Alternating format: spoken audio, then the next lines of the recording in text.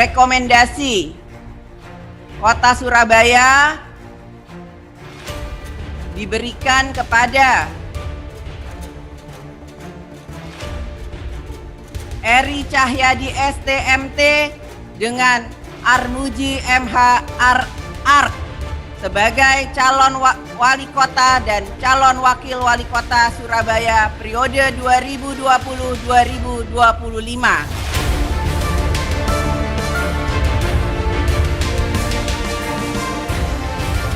Saya tidak pernah menyangka Ibu Ketua Umum, Ibu Megawati memberikan kepercayaan kepada kami, saya dan Pak Armuji. Tentu ini adalah sebuah kehormatan.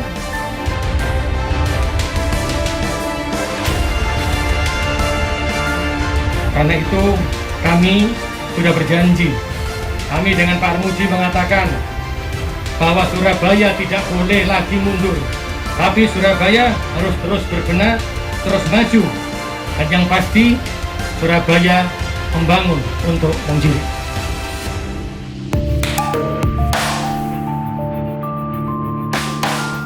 Saya selalu mengatakan sejak awal bahwa perjuangan untuk menuju wali kota, termasuk dengan calon wali kota, termasuk dengan Rekom, niatan kita selalu saya niatkan bahwa semua itu adalah untuk kemaslahatan umat. Saya selalu katakan innamal amalu binniat. Semua diawali dengan niat. Yang selalu saya sampaikan bahwa wali kota itu, pemilihan wali kota bukan hanya untuk pemenangan, pemilihan wali kota bukan hanya untuk merebut kekuasaan, tapi bagaimana pemilihan wali kota itu harus diniatkan untuk kemaslahatan umat dan kesejahteraan masyarakat. Dan itu yang pada akhirnya dengan ridhonya Gusti Allah, dengan ridhonya orang tua saya, istri saya, semoga seakan-akan semuanya berjalan dengan lancar. Itulah kira-kiranya, kalau Allah mengijabahi, Allah meridhoi, orang tua saya juga meridhoi, istri saya juga meridhoi, insya Allah semuanya pasti akan dimudahkan oleh Gusti Allah. Yang namanya kemaslahatan umat, yang namanya kesejahteraan masyarakat, itu adalah selalu niatnya hanya karena Allah Ta'ala. Ketika niat karena Allah Ta'ala, ketika pengambilan undian, mengambil nomor 1 dapatnya. 1 itu apa? 1 itu esa. Kalau di dalam agama Islam, qul huwallahu ahad, 1 esa. Berarti siapa? Tuhan. Kalau di Pancasila, Tuhan itu di sila ke-1, ketuhanan yang Maha Esa. Berarti kalau kita ambil filosofinya, maka semuanya apa yang saya landaskan dalam hati saya, apa yang selalu saya niatkan, bahwa semua perjuangan yang saya lakukan hanya karena Allah Ta'ala, dijabahi Gusti Allah dengan ditunjukkan nomor 1. Berarti nomor 1 itu apa? Nomor 1 adalah kekuatannya Gusti Allah. Jadi dengan apapun, saya yakin kekuatan Gusti Allah itu adalah yang nomor 1. Berarti apa? Berarti semua yang harus saya lakukan adalah untuk kepentingan umat dan kemaslahatan bagi warga Surabaya.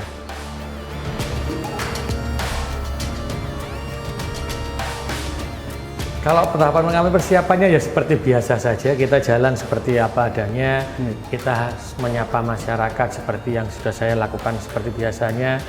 Saya juga pada waktu dulu sebagai PNS, mau di Cipta Karya, mau di Bapeko, saya juga sering turun ke masyarakat, karena buat saya pekerjaan ini adalah pekerjaan yang selalu harus bermanfaat buat masyarakat. Apakah saya dulu waktu menjadi ASN, ataupun sekarang ya tidak berbeda, jadi tidak ada persiapan yang harus seperti apa menjadi wali kota, karena kebiasaan saya yang mulai dari dulu ya saya jalankan saja ketika saya pun saat ini sebagai calon wali kota. Kebiasaan yang di ASN, ketika saya harus bertanggung jawab semua pekerjaan saya bermanfaat buat masyarakat, sekarang pun ya begitu, tidak ada beda. Jadi seperti biasa saja mengalir.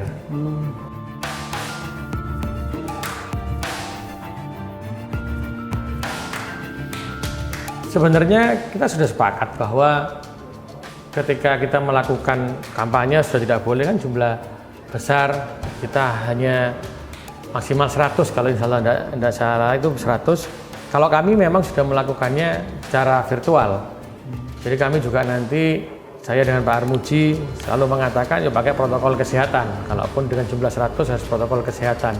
Tapi kami banyak akan melakukan virtual. Kalaupun mau mengadakan konser musik, konser apa, yang semuanya nanti kita bisa pakai Zoom atau pakai YouTube. Nah, nanti di situ bisa melihat ketika kita mengadakan konser musik. Ini juga dilakukan oleh teman-teman di pemenangan, baik itu dari yang dilakukan oleh PDI Perjuangan maupun PSI yang mengkonsep untuk itu. Insya Allah nanti apapun yang kami lakukan, termasuk dengan partai non-parlemen, dengan PSI, dengan PDI Perjuangan, kami akan tetap mengutamakan protokol kesehatan, dan kami memang banyak menggunakan nanti secara virtual, menggunakan teknologi.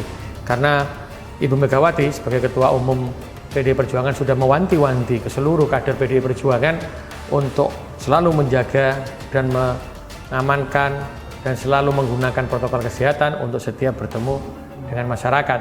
Karena COVID-19 ini menjadi perhatian beliaunya, karena beliau ingin segera COVID-19 ini berakhir di Indonesia.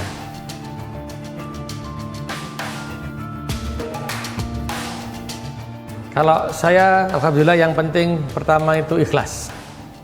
Ikhlas itu bisa membuat imun tubuh kita menjadi tinggi.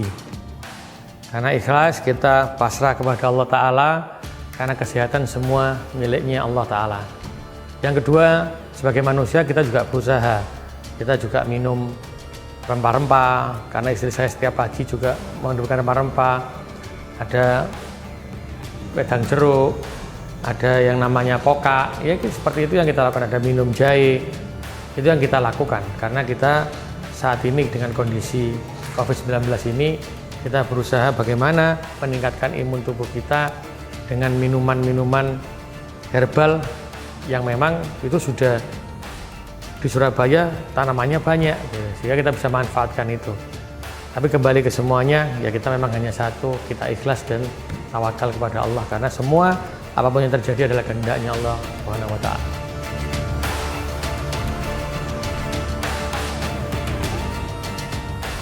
Kalau buat saya, ketika semua model kampanye sudah kita lakukan, apakah menjangkau masyarakat Surabaya?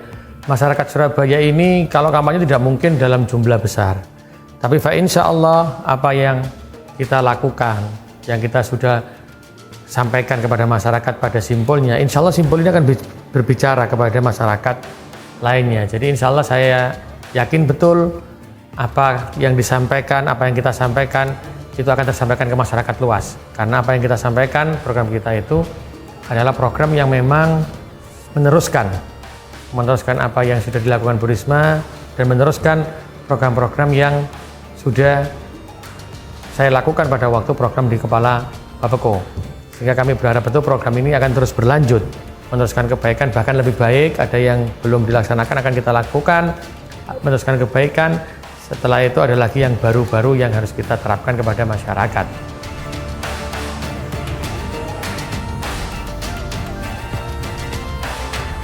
Begini, sekarang yang sudah dilakukan pemerintah kota, mulai zaman Pak Bambang DH, setelah itu dilanjutkan oleh Bu Risma. Ini kita tahu, Surabaya yang dulu dalam kondisi seperti itu sudah diperbarui, dibuat berbeda oleh Pak Bambang DH. Setelah itu dilanjutkan Bu Risma. Kita bisa lihat bagaimana Surabaya yang dulu belum maju, sekarang sudah maju seperti ini. Orang mengatakan, ayo dibuat maju lagi. Maju seperti apa Surabaya? Surabaya sekarang sudah maju. Kita ngelihat semuanya, tanaman, taman-taman kota, kita lihat semuanya, bagaimana pembangunan-bangunan di kota Surabaya, semuanya sudah maju. Sehingga kenapa? Ketika ini sudah maju, maka anggaran pemerintah kota Surabaya itu 10 triliun itu difokuskan kepada infrastruktur.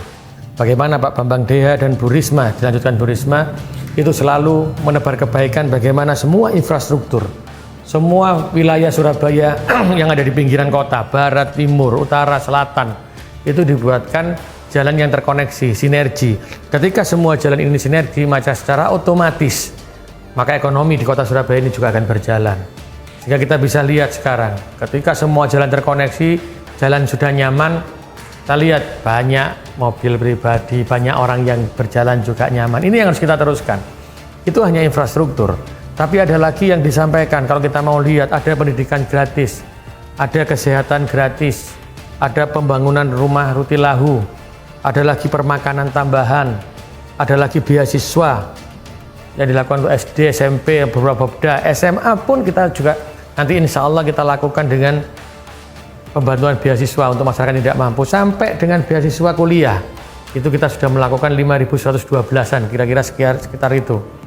Sampai dengan ada yang jadi pilot, ada yang jadi pegawai bank. Itulah kebaikan-kebaikan yang sudah diteruskan. Jangan sampai kebaikan ini terputus. Karena semua kebaikan yang dilakukan itu dengan niatan yang dalam hati itu adalah untuk kepentingan masyarakat Surabaya. Karena fardu ain buat kita untuk meneruskan kebaikan yang dilakukan oleh Pak Bambang DH, juga Bu Risma. Ini saya teruskan. Tapi ada sesuatu yang memang harus kita bangun kembali, baru sesuatu yang baru yang kita bangun. Sehingga apa? Jangan pernah dan berharap ketika semua kita membentuk sesuatu yang baru tapi ini dihentikan. Kasihan masyarakat Surabaya. Bagaimana dengan Karangwerda?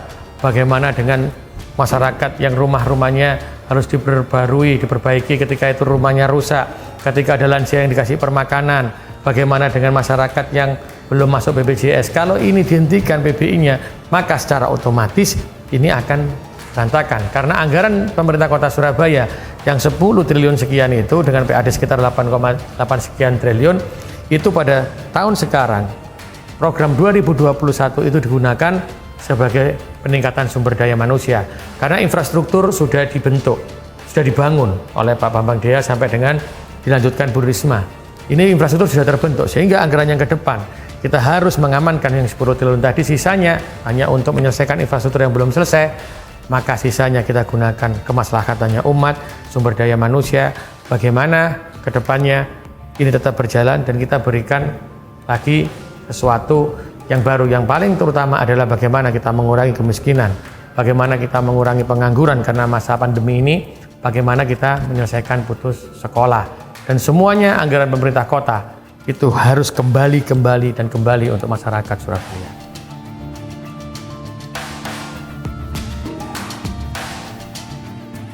Kalau saya dulu, sejak saya itu menjadi ASN, mulai dari Kepala Dinas Cipta Karya sampai DKRTH, setelah itu Badan Perencanaan Kota, kami dalam birokrasi itu adalah bekerja. Bagaimana hasil pekerjaan kita itu bisa dimanfaatkan oleh umat, bisa dimanfaatkan oleh masyarakat. Sehingga apapun yang kita rencanakan dalam perencanaan Bapeko itu selalu harus kembali kepada masyarakat. Itu adalah sudah tertanam, terpatri di hati kami sebagai seorang birokrasi. Sehingga ketika kami harus keluar, maka birokrasi itu akan tetap melekat ketika kepentingan itu semuanya harus diletakkan pada dasar kepentingan masyarakat dan untuk kepentingannya umat. Karena buat apa ketika anggaran pemerintah kota itu ada anggaran yang tidak kembali ke masyarakat. Karena itu saya selalu sampaikan bahwa anggaran di kota Surabaya ini adalah untuk masyarakat Surabaya, berputar di Surabaya dan kembali kepada Surabaya, bukan untuk keluar, termasuk penyelesaian bagaimana kemiskinan, bagaimana pengangguran dan putus sekolah yang sudah kita sosialisasikan. Dan kita sudah membuat MOU antara kami pemerintah kota pada waktu saya sebagai kepala Bapeko dengan pemilik mall, pemilik apartemen, pemilik hotel, dan semuanya kita selalu sudah lakukan itu. Insya Allah setelah pandemi ini selesai, apa yang sudah saya tanda tangani dengan beliau-beliaunya, saya yakin ini pasti akan berjalan. Karena seluruh pengusaha di Surabaya itu, seluruh stakeholder di Surabaya itu adalah orang-orang yang hebat dan orang yang ingin membangun Surabaya. Saya yakin semua bisa terlaksana dan terrealisasi.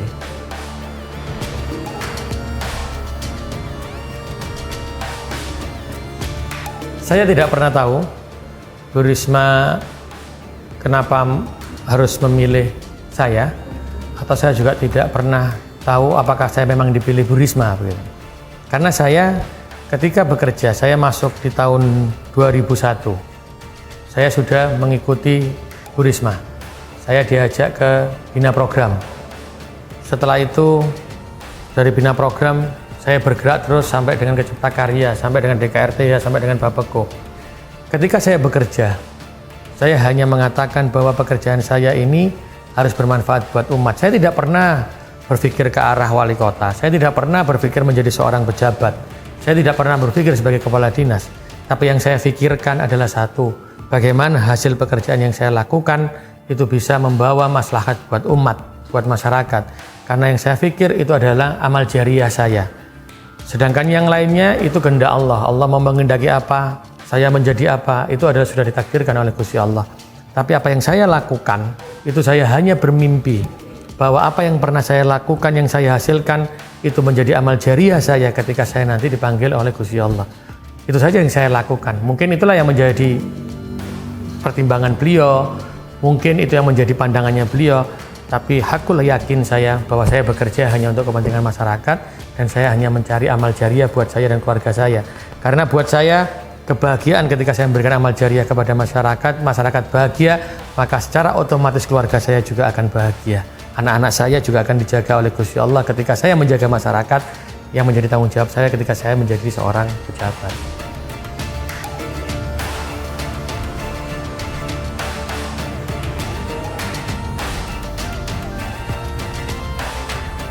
Tadi saya sampaikan bahwa Surabaya saat ini infrastruktur sudah selesai semua, hampir selesai semua. Seperti kita melihat Maumere sudah selesai, Frontier Ahmad Yani sudah selesai, ada jembatan Wonokromo sudah selesai. Yang kita kurang selesaikan adalah JLLB dan JLLT, Lingkar Barat dan Lingkar Timur. Di sana itu sudah ada sumbangsih juga dari pengusaha, yang insya Allah tanahnya juga tanah pengusaha, investor yang masuk Surabaya, di situ mereka kayak yang bangun. Bagaimana sekarang pemerintah kota mengonekkan tanah yang belum terkoneksi sehingga bisa kita bangun. Nah, insya Allah target kita di tahun 2021, tapi karena pandemi begini mungkin menjadi 2022. Tapi itu sebagian kecil, bukan sebagian kecil, tapi itu sebagian saja dari kota Surabaya. Sehingga uang yang kayak saya katakan tadi 10 triliun yang insya Allah hanya untuk mengerjakan infrastruktur yang tidak semuanya, maka sisanya ini akan kita gunakan sebagai pembangunan sumber daya manusia. Bagaimana pemerintah kota sekarang menyiapkan menjadi kota pemerintahan yang kelas dunia? Itu program kami. Seperti apa? Karena itu semua apa yang dikerjakan pemerintah kota itu sudah melakukan harus melalui teknologi. Ada pendekatan kepada masyarakat, di mana nanti yang namanya melakukan pengecekan, yang namanya melakukan kemiskinan itu harus bergandeng tangan dengan stakeholder yang ada. Jadi semua data itu akan diverifikasi oleh RT, RW, setelah itu baru masuk ke lurah. Sehingga data yang kami sampaikan mulai dari pemerintah, yang data yang masuk itu adalah data dari bawah yang betul-betul ini. Sehingga garda terdepan kita nanti adalah RT, RW, dan LPMK. Sehingga apa? Masyarakat adalah menjadi bagian pembangunan kota Surabaya. Setelah itu ada UMKM. Bagaimana sekarang ekonomi ini menjadi kelas dunia di kota Surabaya. Apa yang kita lakukan? Yang kita lakukan adalah kekuatan kota itu adalah kekuatan kampung. Ekonomi yang hebat itu adalah ekonomi yang bergerak dari bawah, dari UMKM-nya. Karena tadi saya sampaikan, kita sudah membuatkan MOU, kita membuat perjanjian dengan semua investor yang ada di kota Surabaya. Sekarang bagaimana kita bisa menggerakkan kebutuhan hotel tadi dengan masyarakat yang tersedia. Tidak mungkin masyarakat ini akan berhubungan langsung dengan pemilik investor. Inilah pentingnya hadirnya pemerintah kota sebagai fasilitator dan pemerintah kota sebagai penghubung. Contoh, kalau sekarang di sini butuh pekerja satpam, maka secara otomatis pemerintah kota itu menyediakan satpam yang qualified. Dengan pemerintah kota melakukan pelatihan. Jangan sampai tenaga kerja yang diambil, yang menjadi tanggung jawab pemerintah kota, itu akhirnya membebani dan meresahkan investor. Ketika investor ini mengatakan saya butuh satpam tapi yang bersertifikat, maka secara otomatis pemerintah kota melihat data pengangguran yang ada di Disnaker.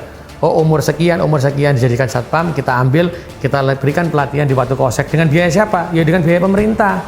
Setelah dia dapat sertifikat, maka satpam tadi didaftarkan kepada investor yang membutuhkan tadi. Sehingga saya selalu katakan, siapa mencari tenaga kerjanya? Di pemerintah kota, bukan langsung ke masyarakatnya. Inilah tugasnya fungsi pemerintah kota. Bagaimana pemerintah kota ini menarik investor yang sebesar-besarnya, tetapi harus bermanfaat buat masyarakatnya. Siapa yang menjadi pandeganya? Pemerintah kota. Jadi tenaga kerja harus, sehingga perizinan yang nanti kita buat perwalinya, itu sudah disebutkan di perwali. Bahwa nanti ketika dia akan memohon izin, maka disebutkan tenaga kerja berapa orang, namanya siapa saja, KTP-nya siapa saja. Setelah sesuai baru kita keluarkan izinnya. Kalau tidak, ya tidak kita keluarkan izinnya. Percuma investasi masuk Surabaya kalau tidak bermanfaat bagi masyarakat Surabaya. Karena itu insya Allah kami sudah tanda tangan yang tadi saya katakan. Tanda tangan di sana disampaikan betul bahwa 40% tenaga kerja itu minimal harus orang Surabaya. UMKM yang tersedia itu harus dikerjakan oleh UMKM Surabaya, kebutuhan UMKM yang di hotel-hotel. Yang ketiga, termasuk budaya itu harus ditampilkan minimal 1 bulan sekali di tempat investornya. Sehingga apa? Inilah yang saya selalu katakan, termasuk stakeholder yang ada. Karena itu kami juga akan merangkul semua stakeholder termasuk dengan kampus-kampus.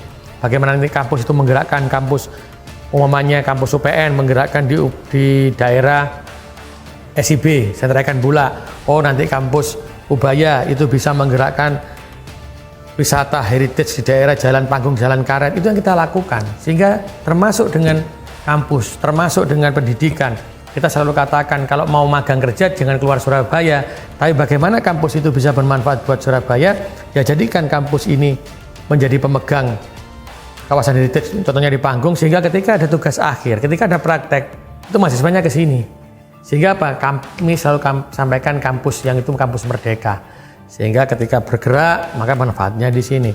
Kita juga bergerakkan sama, bagaimana kampus nanti kita, kan karena kita akan menggunakan wisata sungai juga. Ketika wisata sungai, kita akan bekerjasama dengan pengelola sungai yang ada di provinsi maupun BPWS. Kita akan jadikan sungai itu sebagai wisata. Ketika nanti jadi wisata, maka akan ada tempat makan yang berbentuk kapal. Tapi nanti ketika ada seni musik, naik perahu, bermain musik, berkeliling di Sungai Mas, siapa yang bermain musik? Ya sekolah-sekolah musik. Sehingga bisa menunjukkan kreasinya mereka. Karena Surabaya ini adalah tempat yang hebat. Kreasi banyak, anak-anak muda juga banyak, milenial. Sehingga nanti dia bisa menampilkan sambil naik kapal, dia bernyanyi, turun lagi ganti dari kampus yang lainnya. Sehingga apa saya selalu katakan, Surabaya ini kota gotong royong. Surabaya ini adalah kota yang rukun dan yang guyup. Ketika semua stakeholder ini menjadi satu, saya yakin Surabaya dalam waktu setahun atau 2 tahun ke depan akan menjadi kota yang kelas dunia. Ketika semua stakeholder itu menjadi satu bagian yang tidak terpisahkan.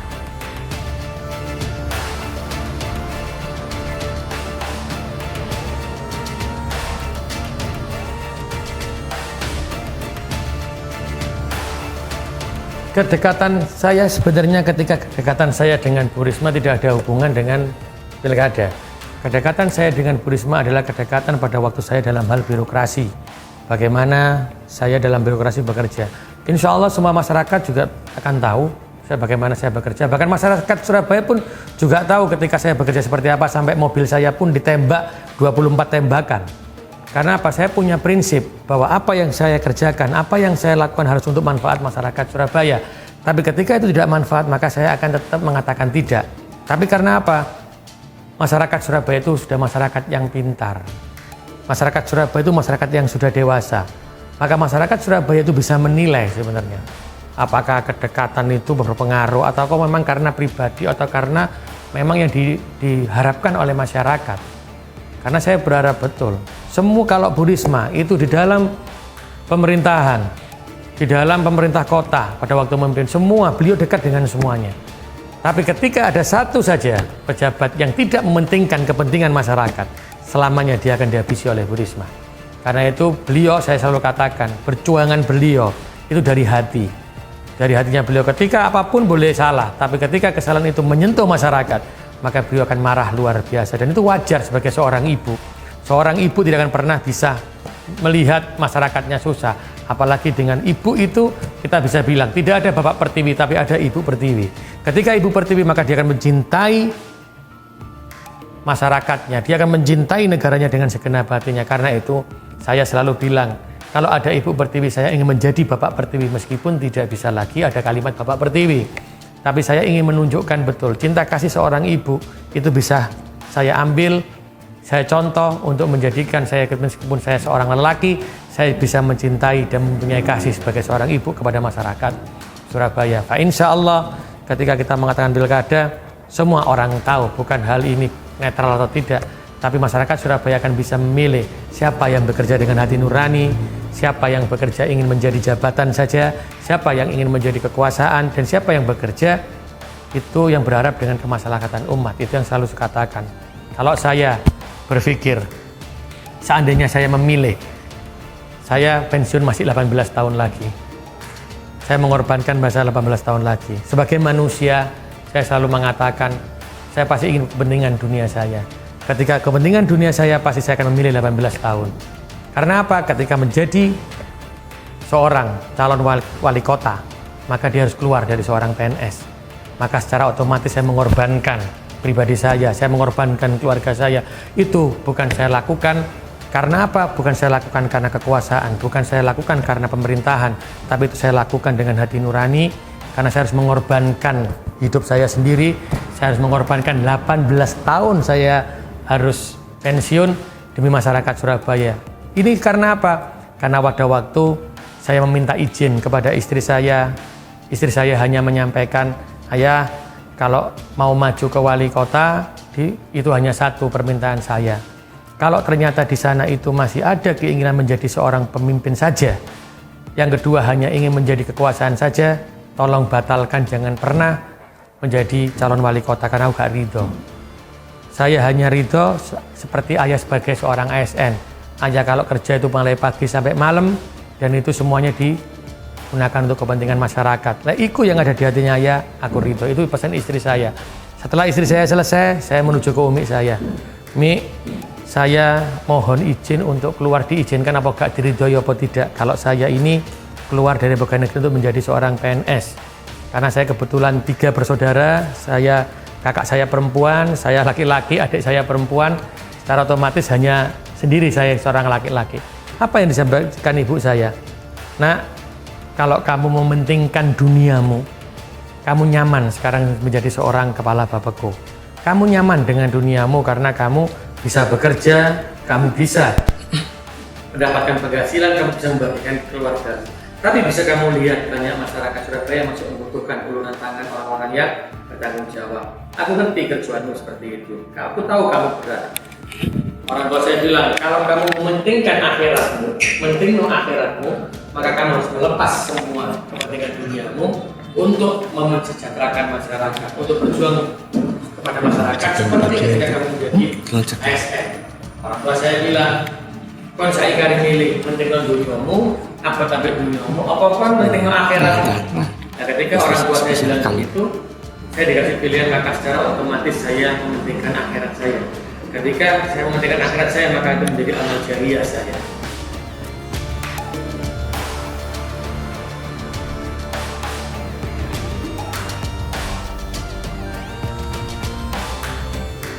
Ya, kalau saya lakukan begini, semua target yang disampaikan dari PDI Perjuangan itu adalah untuk kemaslahatannya masyarakat. Dalam ideologi PDI Perjuangan itu adalah Pancasila. Pancasila itu ada 5. Mulai ketuhanan yang Maha Esa sampai dengan keadilan sosial. Dan semuanya itu adalah dasarnya adalah dengan gotong royong. Maka bagaimana PDI Perjuangan itu bisa memberikan makna. Bagaimana PDI Perjuangan bisa membuat kepada masyarakat itu memunculkan lagi yang namanya gotong royong, memunculkan lagi yang namanya guyup. Sehingga ke depan gotong royong yang harus kita munculkan. Ketika ini bisa gotong royong, ketika ini nanti insya Allah bisa guyup, maka secara otomatis masyarakat Surabaya itu akan bahagia. Ketika masyarakat Surabaya itu bahagia, bisa terpenuhi semua kebutuhannya, maka masyarakat Surabaya akan tahu siapa sih yang punya filosofi dalam membangun kota Surabaya untuk kepentingannya umat, untuk kepentingan masyarakat. Karena itu Bu Risma kemarin menyampaikan bahwa kursi PDI Perjuangan itu adalah harus 50%. Dengan catatan bahwa perjuangan PDI Perjuangan adalah untuk kepentingan masyarakat. Sehingga apa? Ya semua kader PDI Perjuangan harus turun ke bawah. Semua kader PDI Perjuangan harus menerapkan sistem gotong royong. Karena Surabaya kalau tidak dengan sistem gotong royong, tidak mungkin Surabaya menjadi hebat.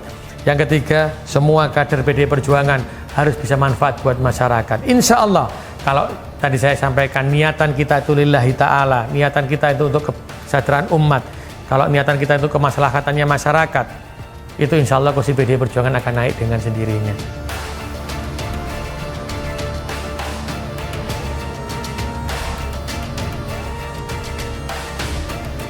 Saya berharap betul dengan masyarakat Surabaya, ayo sukseskan Pilkada Kota Surabaya yang insya Allah dilakukan 9 Desember 2020. Saya berharap betul dengan jenengan menggunakan hak pilih jenengan. Bagaimana yang ikut partisipasi dalam Pilkada nanti itu jumlahnya besar, tidak semakin mengecil. Karena apa? Keberhasilan sebuah kota, keberhasilan sebuah negara itu menjadi tanggung jawab kita semua. Saya berharap jenengan menggunakan hak pilih jenengan untuk memilih yang terbaik untuk memimpin kota Surabaya.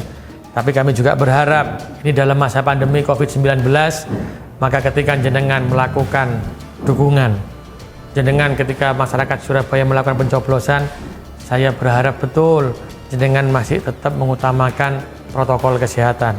Karena bagaimanapun yang terpenting pada saat ini untuk kota Surabaya, jangan sampai yang namanya COVID-19 terus menyebar. Tapi kita sebagai warga Surabaya yang mencintai kota Surabaya, ayo bersama-sama kulo kalian jenengan menghentikan COVID-19 ini dengan menjalankan protokol kesehatan. Jaga keluarga jenengan, jaga diri jenengan, jaga sahabat jenengan, jaga warga-warga Surabaya yang lainnya yang menjadi tetangga kita, untuk selalu diingatkan dengan protokol kesehatan yang insya Allah kalau kita mulai dari terkecil, keluarga kita, sahabat kita, tetangga kita, COVID-19 bisa kita selesaikan meskipun kita melakukan pilkada pada tanggal 9 Desember 2020. Saya titip kota Surabaya kepada jenengan semuanya.